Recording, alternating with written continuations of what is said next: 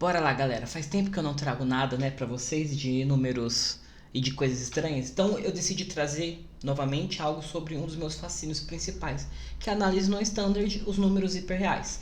Tem uma coisa um pouquinho antiguinha no meu canal, só que a qualidade é baixa e é muito superficial, muito introdutório. Então aqui eu quero trazer um pouco mais de formalismo. Óbvio que se eu fosse construir formalmente escrevendo como seria numa aula, ia tomar muito tempo. E meu objetivo não é tomar tempo, sempre. É sempre trazer de uma maneira geral. Então, primeiro, vamos falar do formalismo logo. O que é um número hiperreal? A gente precisa construir ele. Esses vão ser basicamente sequências. Mas como que eu construo essas sequências? Porque se o número hiperreal eu tratar ele como uma sequência, uma sequência que está indo para infinito vai ser um número infinito. Uma sequência que está indo para zero vai ser um infinitesimal. Mas e uma sequência oscilante? E uma sequência confusa? Ou, por exemplo, uma sequência que seja objetiva com os racionais?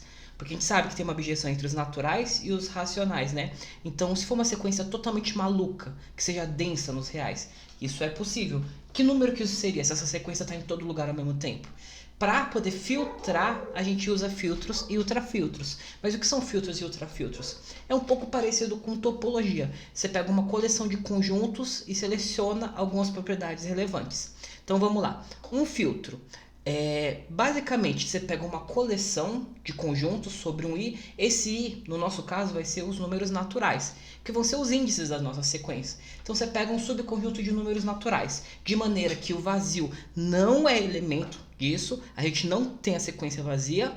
Se você tem dois elementos no filtro, a interseção deles também está no filtro. Então você pode filtrar pela interseção.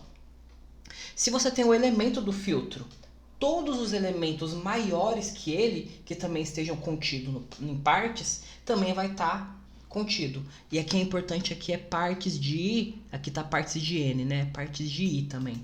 Então, todo conjunto maior também vai estar filtrado, vai fazer parte do elemento. Conjunto maior que esteja restrito à sua família de conjuntos, né? Partes de algo, né? Só filtro? Não, você precisa de um filtro com mais propriedades, senão não vai dar um corpo, não vai funcionar bem os hiperreais.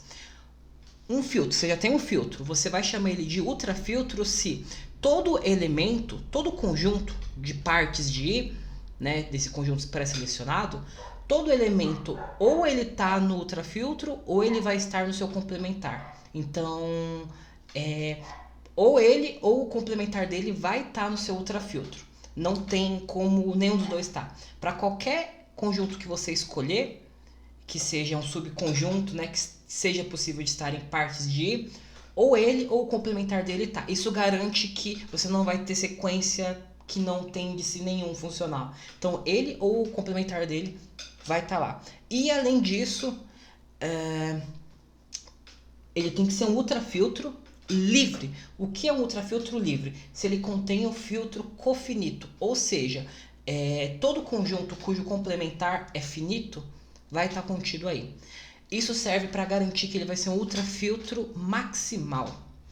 Eles chamam de ultrafiltro de Frechet também, mas eu prefiro o cofinito porque é mais fácil de lembrar.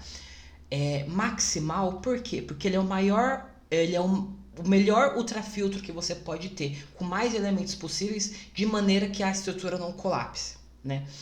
E para você provar que existe o ultrafiltro finito, você tem que usar o lema de Zorn. Acho que você usa o axioma da escolha, prova o lema de Zorn, e aí você prova isso. Por quê? É bem chato você estar trabalhando com uma estrutura com subconjuntos de uma estrutura que já é finita. Mas enfim, você precisa desse ultrafiltro para fazer sentido e você provar algumas propriedades, como por exemplo a ordem, né? E bom, seguindo mais adiante disso, o que nós temos? Sequências de números reais, beleza. Falamos que duas sequências estão próximas se existe algum elemento do ultrafiltro que para todos esses índices as sequências são iguais. O que isso significa? Eu consigo ultrafiltrar de maneira livre os índices que representam a sequência. Lembrando que, como ele contém o cofinito, você sempre pode tirar finitos termos. Então, se você tem uma sequência que começa muito maluca, mas depois ela tem uma tendência especificada, o ultrafiltro vai considerar essa tendência especificada. Se você tem uma sequência caótica que está pegando várias tendências, que tem múltiplos pontos de acumulação, o ultrafiltro como ele ou complementar vai estar lá, você consegue particionar. E somente um dos pontos de acumulação que vai representar a sequência. Então é uma maneira de você filtrar uma sequência para que só uma das tendências dela seja válida, né? E a gente pega o conjunto das sequências, prova que essa relação de usar ultrafiltro é uma relação de equivalência e quocienta. Quando você quocienta, você gera os hiperreais. Pronto, essa é a estrutura. A soma vai ser soma termo a termo, a subtração, o produto, todas as operações termo a termo. A gente precisa do ultrafiltro principalmente quando a gente tem sequências em que alguns termos são zero. Esses termos normalmente vão ser finitos termos. Então, a gente prova, é tudo provado, né? E a gente prova, também a gente define os números reais contidos nos hiperreais como sendo a sequência constante. Porque qual é a única sequência, qual é a única tendência dela? A tendência de ir para o próprio número. Então, vamos lá. Vamos escrever um pouco agora, né? Pelo amor de Deus.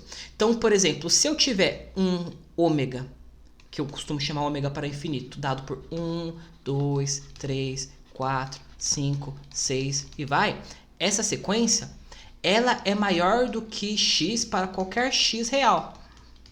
Por quê? Quem que é esse x? Como é que eu comparo a classe de uma sequência com o x? Esse x, na verdade, a gente está comparando com o x que está contido, o x real que está contido nos hiperreais, não com o x real diretamente. Esse x é o quê? É a classe, né? Esse é o x que a gente chama de x estrelinha, né? Estrelado. A classe constante. Então, como que a gente prova? Simples, né? Existe um elemento no ultrafiltro tal que n é maior do que x. Qualquer n que estiver nesse A. E esse A está, né, contido nos naturais, é um ultrafiltro sobre os naturais. Como que eu posso garantir que isso existe? Existem finitos. Por quê? Pois finitos x menor, finitos n, né? Há finitos n naturais menores que x. E é o filtro cofinito, você sempre pode tirar uma quantidade finita de elementos. Dependendo do seu ultrafiltro, você também pode tirar uma quantidade infinita. Por exemplo, qualquer ultrafiltro livre que você escolher, ou ele vai ter os índices pares, ou ele vai ter os índices ímpares. Então, por exemplo, mais um exemplo aqui. Se você tem esse número aqui, ó, que eu vou chamar de K. 1, 2. Melhor. 2 a primeira, 2 a menos 2. 2 a terceira, 2 a menos 4. 2 a quinta, 2 a menos 6. 2 a sétima, 2 a menos 8. E continua indo. Esse elemento depende do ultrafiltro que você usar para construir os seus hiperreais. Por quê? Se, vou chamar de P, de pares, né? O meu conjunto 2. Eu vou negligenciar o zero, tá, galera? Eu sei que o zero, ele, pela melhor construção, ele é natural também, mas vamos fingir que o zero não está incluído, né? Para facilitar aqui. Se esse P, né, é um elemento do ultrafiltro, então eu estou filtrando considerando os pares. Logo, os ímpares não é um elemento. Então, K, ele é o quê? Se eu considerar só os pares, K é infinitesimal. Então, K é menor do que x em módulo, qualquer x que não for nulo. Então, ele é um número infinitamente pequeno. Por quê? 2 a menos 2, 2 a menos 4, 2 a menos 6. A sequência que está sendo filtrada é essa. 2 a menos 6, 2 a menos 8. Os outros índices eu ignoro? Eu considero só a subsequência? Não. Você preserva a posição dos índices. Só que as outras posições são posições fantasmas. Elas não estão dizendo algo sobre a sua sequência. Você pode até retificar esse elemento de maneira a colocar zero em todas as outras coordenadas. Ou colocar um valor que você achar mais amigável. O importante são os índices que estão filtrados. Por outro lado, se os ímpares, que vai ser o complementar, 1, 3, 5, 7, for um elemento desse ultrafiltro, ou seja, eu construí usando um ultrafiltro com os ímpares. Então, ele vai ser o quê? Um infinito. K é maior do que x, qualquer x real. Então, e assim a gente começa a caracterizar os números que são finitos, os infinitos e os infinitesimais, né? Então percebe que sequências, quanto mais confusa for sua sequência, mais ela vai depender do ultrafiltro escolhido. E quanto menos confusa, mais direta ela vai ser. Eu tentei fazer a construção uma vez sem usar ultrafiltro, mas ela fica muito debilitada. Você não consegue usar intervalos encaixantes, você não consegue fazer bem as operações, então ela acaba sendo importante. Bom, qual é uma das coisas que eu acho mais interessante em usar, né, non-standards? Que eu acho legal, que continha besta, que meio que fazia-se isso antigamente na física, só que sem o formalismo. Hoje a gente tem o formalismo, né? Existe a função straight part, que é parte retificada, que ela pega os números hiperreais finitos, somente os finitos, e retifica para a parte real dele. Por quê? Se x é um número hiperreal finito, então a gente consegue provar que x ele é igual um k real mais um delta, onde k é um elemento real e delta é infinitesimal. Então, todos os hiperreais finitos vão ser dados por R$1, deslocado um tiquinho por algum infinitesimal. Ou seja, ele vai estar nos arredores de algum real. Vai ser um infinitesimal deslocado. A gente inclusive chama de mônadas. Eu gosto de visualizar assim, como os reais, eles estão todos separados, eles são discretos, né, nos hiperreais. E eles estão cercados por uma bolinha cercada de infinitesimais. Como consequência disso também, essa visualização é topologicamente correta, porque a topologia dos hiperreais ela é Klopen, aberta fechada. Ela é uma topologia, tem um nome melhor para isso, mas a gente chama isso de mônadas, né?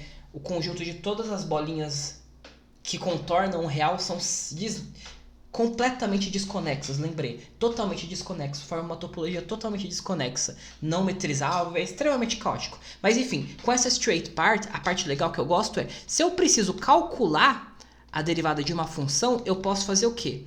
Eu calculo como, qual que é a forma mesmo? F de x mais h, eu vou usar delta, porque é o infinitesimal, menos f aplicado no x sobre delta. Não preciso falar que esse delta está tendendo a zero porque eu estou nos hiperreais. Então, vai ser igual a isso para qualquer delta infinitesimais. Não nulo também, né? Porque o zero também é um infinitesimal. É o único infinitesimal que é real. O resto não é real. Mas pera aí. Para cada infinitesimal diferente, isso é um corpo. Vai me dar um resultado diferente. Aí entra a função straight part. A derivada vai existir e funcionar bem quando para qualquer infinitesimal que você jogar na fórmula, você consegue retificar e capturar a parte real de volta. E a resposta vai ser única também. Então, você consegue transformar limites em straight part. Então, por exemplo, limite de x tendendo a x0 de uma f de x. Existe, né? Isso aqui na verdade, que vale até para quando não existe também, quando vai para infinito ou menos infinito, mas a gente pode dizer assim que o limite ele vai ser infinitamente próximo, infinitesimalmente próximo de f de x0 com um delta, onde esse delta é um qualquer delta não nulo infinitesimal. Quer calcular um limite se aproximando de um ponto? Substitui diretamente o infinitesimal na função. Pode fazer isso porque a função também vai ter sua versão hiperreal. Você quer calcular o que acontece com a função quando x tende a infinito? Pega um infinito hiperreal e joga na função. Vê se não depende do infinito escolhido, né? Então eu vou pegar agora diretamente exemplos diretos mesmo. Por exemplo, qual que é? Se a minha função for... Vou pegar uma polinomial simples, vai, x ao quadrado mais 1. Vai. Qual que é a derivada disso? Bom, a gente pode usar a teoria de limites, mas vamos usar as continhas. Vamos lá. Então, eu quero f de x mais delta menos f de x sobre delta. Vai ficar, então, x mais delta ao quadrado mais 1 menos x ao quadrado menos 1. Isso, tem um menos ali. Delta. A gente abre, faz uma manipulaçãozinha legal. Mais 2x delta. Olha, mais 1 menos 1. Menos x quadrado sobre delta. Olha, cancela o x quadrado, x ao quadrado. Como é um corpo e vale para qualquer delta não nulo, isso está bem definido. Não preciso pensar em divisão por zero. É um corpo, qualquer elemento cancela a si mesmo na divisão e dá 1, contanto que não seja o zero. Esse infinitesimal é não zero. Então, tum, deu 2x. Isso poderia ter dado 2x mais delta. Se sobrasse esse delta, eu quero a straight part. Então, a gente tem que lembrar que a straight part de x mais delta vai ser o próprio x, né? Onde o x é real. Então, você pode, sempre que você calcular a derivada de um jeito não standard, vai sobrar alguns deltas somando. A straight part garante que vai ter um único real que corresponde àquele valor, né? E essa é uma das coisas legais. Outra que eu acho fascinante é seno, né? É uma coisa que para alguns é trivial, eu não considero trivial. Limite n indo para infinito, seno de n, onde n está percorrendo os naturais. É fácil dizer que nos reais a gente sabe que diverge, né? E esse limite não existe, a gente sabe que não existe nos reais. Para traduzir para os naturais, a gente pode usar aquele teorema de continência, não lembro o nome dele. Ou a gente pode tentar de uma forma bem mais simples também, se usar não standard. Bom, se esse limite existe, então se existe, então seno de ômega tem que estar infinitamente próximo de 1 real, né? Onde ômega é um infinito. Como é que eu descrevo o infinito? Normalmente eu coloco a estrutura estrelada e coloco o infinito embaixo. Para algum infinito da teoria que está no corpo, é um corpo. Então, vou escolher um infinito que seja caótico. Então, vamos lá. Vamos pegar um infinito que faça o meu seno oscilar. Então, aí. O meu seno pode dar 0 ou pode dar... Melhor, o meu seno pode dar 1 menos 1, 1 menos 1, 1 menos 1. Então, eu vou fazer ele ser π sobre 2 e depois 3π sobre 2. Isso. Vou indo de 2 em 2, então 5π sobre 2, 7π sobre 2, 9π sobre 2. Por quê? O que acontece aqui? Tá dependendo do meu ultrafiltro, né? Então, se pares faz parte do meu ultrafiltro, então seno desse infinito vai dar 1. E se ímpares estiver no meu ultrafiltro, o seno desse ômega vai dar menos 1. Então, o seno de infinito depende do meu ultrafiltro. Opa, seno não está unicamente definido. Então, além disso, no caso do seno, é pior ainda porque mesmo se você fixar um único para este único ultrafiltro, para essa única estrutura hiperreal que eu construir, tem como ele convergir? Mesmo assim não. Por quê? Pega um ômega, escolha um ômega de modo que seja... que se você está pegando sempre 90 graus, então vou pegar a sequência, vamos pegar ômega 1 dado pela sequência π sobre 2 mais 2k 2nπ, onde o n está percorrendo os naturais. Então eu estou pegando sempre 90 graus. Neste caso, seno deste infinito vai ser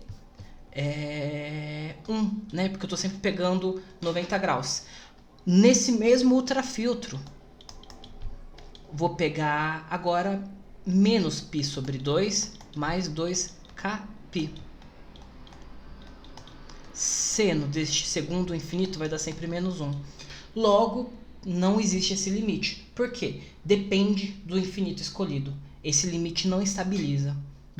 Ele infinitamente vai continuar oscilando. Logo, seno de ômega 1 não está infinitamente próximo, infinitesimalmente próximo de outro seno Então o limite não existe. E lembrando que isso é um teorema também, tá? A gente demonstra, prova que a gente pode traduzir limites nessa forma. Mas é legal porque às vezes você olha para um limite, para alguma coisa, e às vezes você sabe que você tem alguns teoremas bem pesados que você pode usar, alguns teoremas que você não lembra direito que você pode usar para resolver. Ao invés de você ir lá caçar o teorema para usar ele, você pode só pegar um hiperreal e puf, jogar lá. Qualquer problema que você tiver envolvendo limite, soma, integral convergente, divergente, você joga no hiperreal e acabou. Você tem uma integral, você pode convertê-la numa soma, porque o que é uma integral? É o limite de uma soma, né? Você pode definir com ínfimos e supremos, tudo bem, mas de uma maneira mais simples, você pode tratar ela como limite de um somatório, ele tendendo a infinito.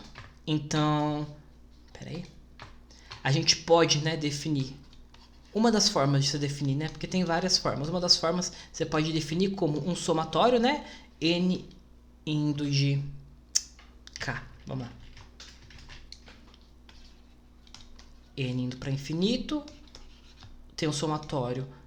Opa, K indo de 1 a N. Uma partição, né? F de X mais um HK percorrendo a partição. Vezes 1 sobre N, que vai ser uma partição uniforme. Se eu converter isso em hiperreais, esse N está indo para infinito, então eu tenho uma soma K indo de 1 até o infinito, X mais... Só que daí o que acontece? Como N é um número de pontos, esse H se torna um infinitesimal. 1 sobre ômega, que é o número de total de pontos da minha partição. Então, olha, tem uma soma infinitesimal, estou somando infinitos pedacinhos, exatamente como a intuição da integral de Riemann, né? Às vezes você tem uma soma muito feia, uma série muito feia, e você não consegue trabalhar ela direito. Você pode usar a teoria da medida para converter ela para uma integral usando a medida da cardinalidade. Ou você pode converter ela numa série que você pode fazer ela virar uma integral, usando o formato, a definição da integral através de uma série, né? De soma de fatias. Claro, isso é uma das muitas coisas que dá para fazer. E a parte triste eu deixo para o final, né? Essa área não tem um feedback muito positivo, porque os hiperreais eles são uma extensão não conservativa. Perdão, é uma extensão conservativa. Faz tempo que eu não falo essa palavra. Significa que o quê? É uma extensão de teoria conservativa? Significa que qualquer resultado que você podia provar com essa teoria, você também podia provar na teoria original. Então, é uma teoria que não adiciona novos resultados. Adiciona só uma facilidade de trabalhar com a teoria. Mas ela não acrescenta novos artifícios.